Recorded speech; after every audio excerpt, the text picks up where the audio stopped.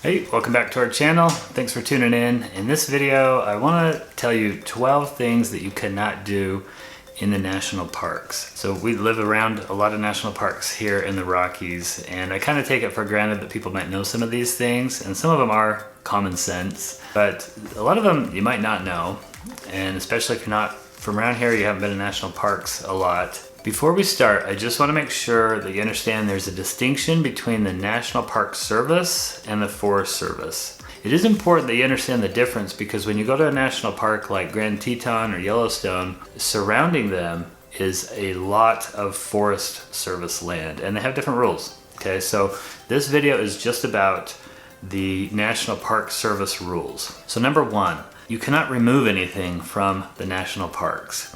We were hiking in Grand Teton last year and my little girl picked up a little walking stick and was using it to hike around and just loving it, and there was a ranger that came by and she was quick to point out, you can use that to walk around, it's fine to pick it up and use that as your walking stick, but you can't take it from the park. So that's the first thing. You can't remove anything from the park, you can't collect rocks or sticks. Number two, kind of goes along with that, is that you cannot use a metal detector in national parks. You actually cannot even bring it in, so if they catch you with a metal detector, you could get a fine. From my understanding, it is a felony to have a metal detector or to be searching for items in the national parks with a metal detector. So don't bother bringing your metal detector to find historical relics or anything like that, especially at some of the battlefields. They don't want people taking bullets and whatever else that they might find. Number three, you cannot fire a gun in the national parks. It might sound obvious, but there's a lot more to this law here. Congress did pass a law that allows you to bring your gun into the national parks. When you come into the National Park Service or when you come into a national park, they are allowing the state laws to govern your gun use while you're in the park. However, you cannot fire a gun. So even though the state may allow you to carry a gun, you cannot fire a gun in the park. The other thing is you cannot take the gun into a federal building. So they have restrictions there, so like you can bring it into the national park, but you can't take it into the visitor center. Now, this one is interesting in a couple of ways that some national parks, they cross state lines. So like, for example, Yellowstone is in Wyoming, Idaho, and Montana. If you cross state lines, you're actually entering in a new law that would govern your ability to carry a gun in the park. So it's a little crazy, but essentially what Congress has done is they're deferring to the state laws while you enter the national park, but you can't enter the federal buildings with a gun and you can't fire the gun in the national park, even in self-defense. The other thing is the law that Congress made does not govern bows, swords, or BB guns. Those are still prohibited, so you can't take a BB gun into the national park, but you can take a firearm. This is strange. Number four, you cannot fly a drone in the national parks. So this is such a commonly abused one, really, because they offer such great scenery that people want to get a higher shot and a more unusual video or viewpoint. But if you do it, you'll get caught, and if you post images of your drone footage online, they might try to track you down and find you. You could get jail time or a fine. Now, the most famous example of this being abused was somebody who was flying a drone over the Grand Prismatic Spring in Yellowstone and crashed that drone into the spring, and they could not recover that drone because the spring is just so big, there was no way they could recover it. That fellow was actually from another country, and they tracked him down and fined him.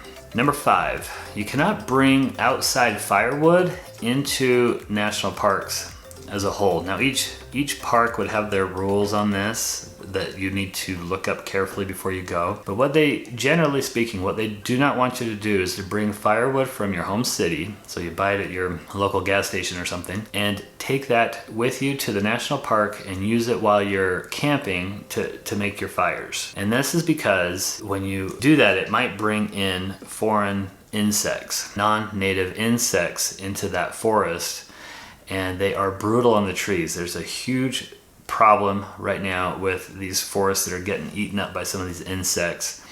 So they only want you to buy the wood at a place that's right next to the park or within the park. Most campgrounds will sell their own wood. Number 6, it is illegal to feed or tease wild animals in the parks. Again, this might seem very common sense, but it does get broken occasionally. So you can't pester or tease animals, and certainly you can't feed animals in the park. They're very particular about animals. They don't want animals getting used to humans. That's the whole point of this, is they don't want them getting comfortable around humans. If they're just too comfortable, they'll put them down. Now this is a major reversal that's happened over many, many years, from the early days of the parks where it was common, for example, in Yellowstone to feed bears. Bear feeding was a very common visitor experience up until about the 1960s or 70s. So now they crack down on that hardcore. They do not want you feeding or teasing the animals. Also, you can't pick up a baby bison who looks cold and put it in your SUV and drive it to a safe place, which is something that happened in Yellowstone. We did another video about silly Yellowstone behavior. You can check that out. Okay, number 7, this one is a sometimes rule. So you can't hunt in most national parks. You can't hunt animals. But actually, surprisingly, there are close to a third of the national park units that allow hunting. About 30 of them allow hunting at some points of time. The most famous one is Grand Teton National Park, actually. They have an elk hunt, and they do that in conjunction with the state of Wyoming. It's kind of an agreement they had when they created the park. Grand Teton actually also has a coal. Sometimes these parks will have a coaling process, which is technically different than a hunt. Grand Teton has some non-native mountain goats in the mountains, and they bring in disease and stuff, so they will actually allow people to kind of round them up and shoot them, and then they donate the meat to charities and whatever else. So that's slightly different than a hunt. Number 8 is you cannot graffiti the national parks. Again, this sounds like a very obvious one, but has become quite a problem in the Southwest with parks like Arches National Park and Zion National Park. These parks with these red rocks, these smooth red rocks. People graffitiing these things. I've seen some posts on Instagram from the park saying, hey, if you see somebody doing this, make sure to report it. They're really trying to track these people down and prosecute them, but very difficult because they're such remote areas that you'll just come up on a red rock and see all this graffiti. It's terrible.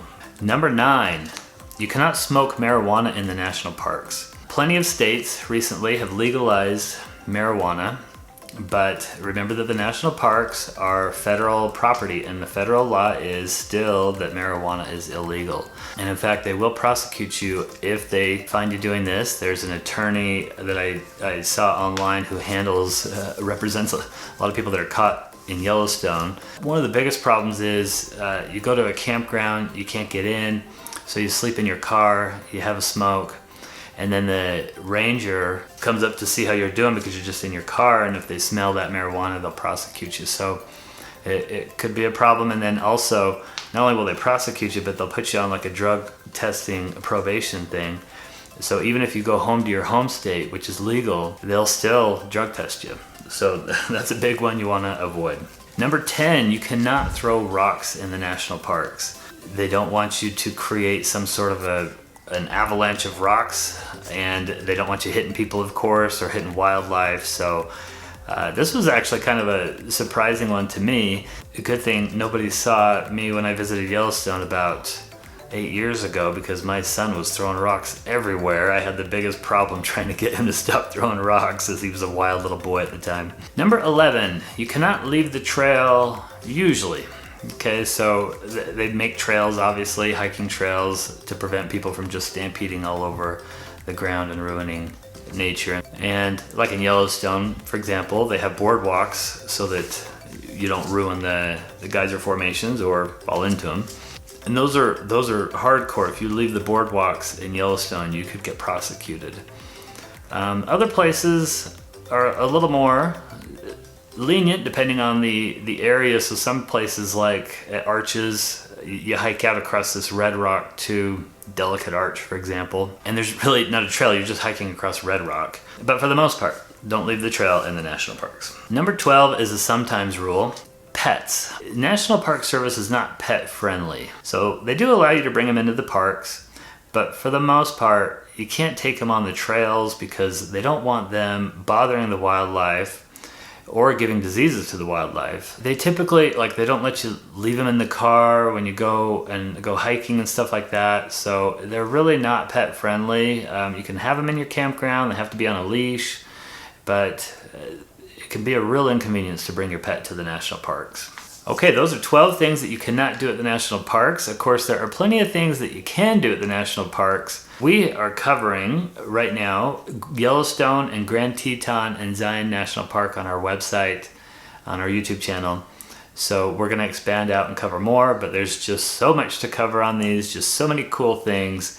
Watch our other videos for all the things that you can do in these amazing places. Thanks for watching.